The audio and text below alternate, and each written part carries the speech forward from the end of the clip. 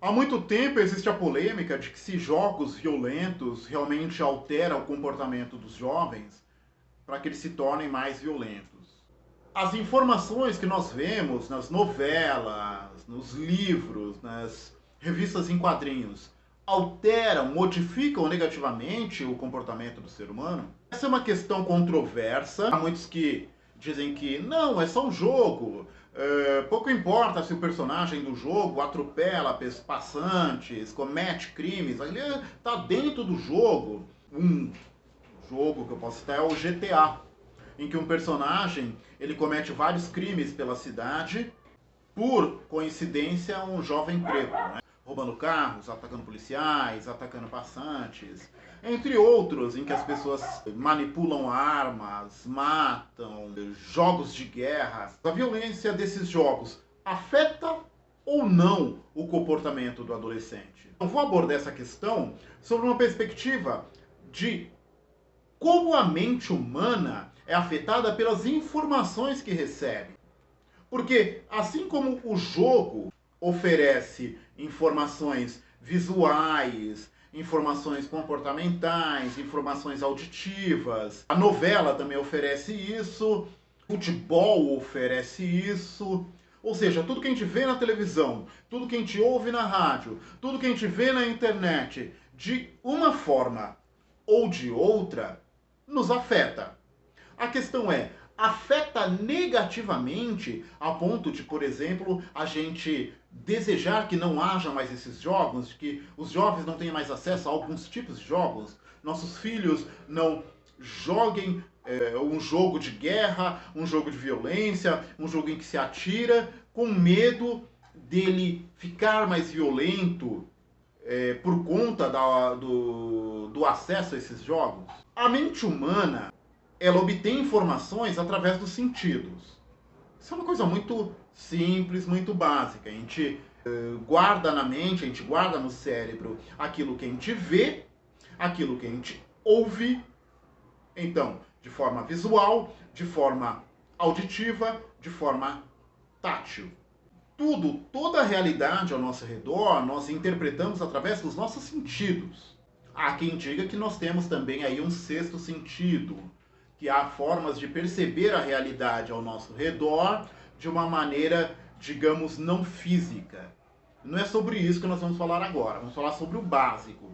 Como, através dos nossos sentidos, nós interpretamos essa realidade e formamos aí caminhos neurológicos, criamos hábitos de acordo com essas informações que nós obtemos. Então, se uma pessoa vê uma novela e começa a falar como personagem da novela, a se vestir como personagem da novela, a se comportar como um personagem da novela, a novela afetou a pessoa? Óbvio que sim. E quantas vezes nós vemos pessoas que começam a utilizar produtos, começam a utilizar roupas, acessórios, gírias, modos de falar de pessoas, de personagens que passaram em novelas, ou em filmes, ou em livros. Então, não seria diferente em relação ao videogame. Se, levando em conta que tudo que nós fazemos download, todos que vêm, que nós absorvemos da realidade ao nosso redor, afeta a nossa mente, muitas vezes conduzindo o nosso comportamento, o que dirá, por exemplo, de uma pessoa em formação? Nós que somos adultos, nós somos influenciados pelo que nós vemos, pelo que nós ouvimos, pelo que nós sentimos, né, pelos nossos sentidos. Agora, quem está em formação, quem está desenvolvendo seu caráter, desenvolvendo sua percepção de mundo, será, com certeza, mais afetado ainda. A questão não é se essas coisas audiovisuais, não é se esses produtos audiovisuais afetam nossa mente, porque isso é um fato, afetam. A questão é, afeta negativamente a um ponto da gente abrir mão deles, a ponto da gente não querer mais que nossos filhos utilizem esses produtos? Em termos, existem jogos e jogos, existem pessoas mais influenciáveis que as outras. O certo é que tudo de ruim, tudo de detestável, tudo que remete à violência, a crime, transformação do ser humano em objeto, tudo que leva a gente a pensar de forma ruim, negativa, não é uma coisa que vai nos levar a fazer coisas boas. Agora, se nós assistirmos um filme de aventura, um filme de terror, por exemplo. Se tirar o terror do filme de terror, não há mais filme. Se tirar a violência de um filme de aventura ou de um filme de violência, não há mais filme. Então nós convivemos com inúmeras informações, tanto positivas quanto negativas, procurando fazer com que haja um equilíbrio entre isso. Então, por exemplo, eu posso ver um filme de terror até o ponto de que eu sei que aquilo não vai afetar minha mente negativamente. Observando meus filhos, observando como são os adolescentes, eu vou ver aquele que é mais sugestionável ou menos sugestionável. Vai afetar, sim. Vai afetar negativamente o que for negativo. Vai afetar de acordo com a mente de quem receber a informação. Aqui em São Paulo, nós temos os programas policiais. De todos os estados tenham aí os seus programas policiais, em que mostram violência, roubo, ameaças, diversas agressões, abusos de autoridade. Ou seja, a sociedade parece um verdadeiro inferno. Se nós tivermos um equilíbrio, por exemplo, e não ficarmos viciados em absorver esse lixo todo, se nós tivermos esse bom senso de não enchermos nossa mente subconsciente, nossa mente com tanto lixo, de vez em quando nós podemos ter acesso a isso.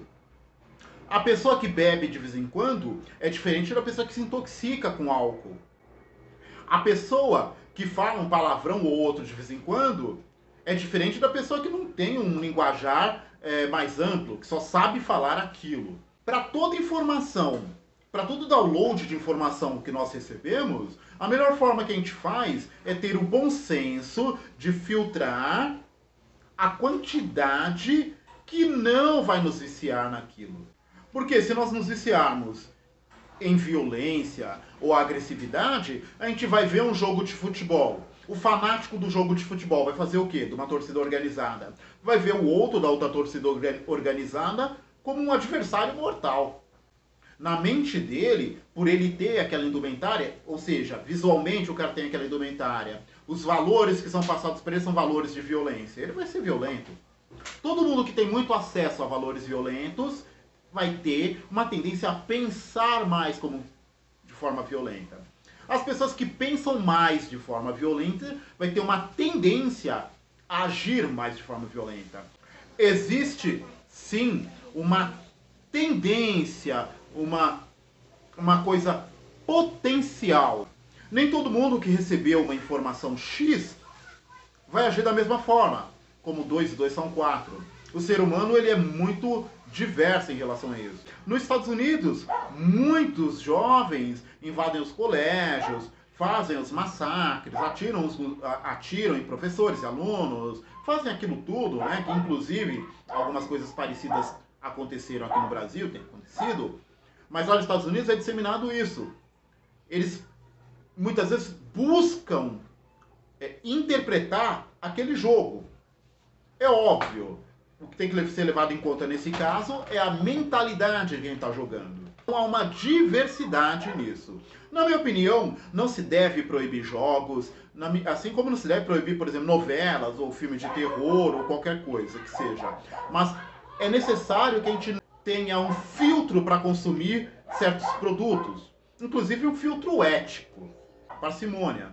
Com tanto lixo, com tanta coisa que a indústria cultural coloca no mercado, a gente tem que ter um filtro muito bom para saber o que é útil, a quantidade de coisas que nós consumimos e o como isso pode afetar as pessoas aí de forma diversa.